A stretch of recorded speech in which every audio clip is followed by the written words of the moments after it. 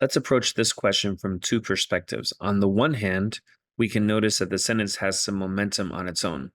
In 2008, 2 years after the death of this person, this library in California received a collection of more than 8,000 items. Now, if you notice that I'm not reading word for word, that's because it's a big part of what we teach. We try our best to not get sucked into pronouncing every tiny detail on a test like the SAT, which is going to give you a lot of big words, a lot of syllables, and a lot of distractions. But what you're looking for is the main framework of what's being said.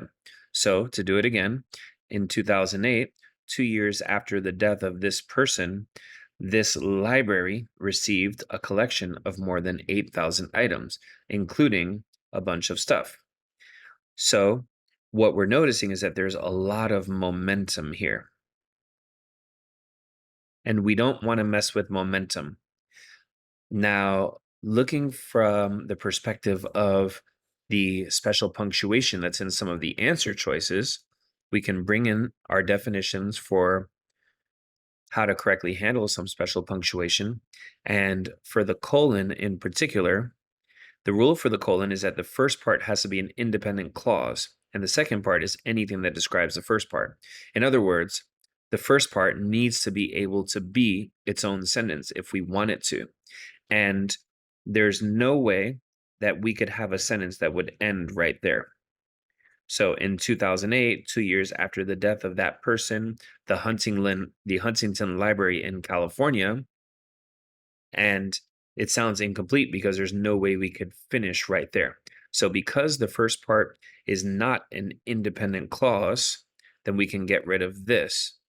And the rule for the long dash is that one of them counts as a colon.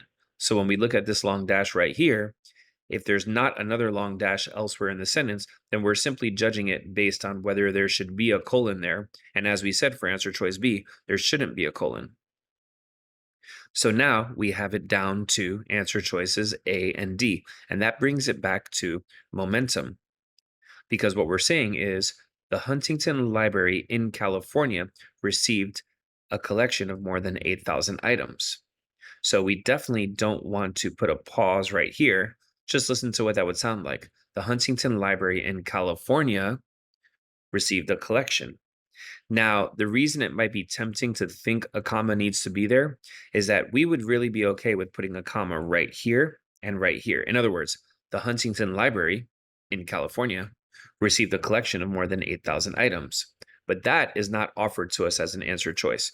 So we don't see a reason for this comma, and instead we're going for momentum. The Huntington Library in California received a collection of more than 8,000 items. So the answer here is D.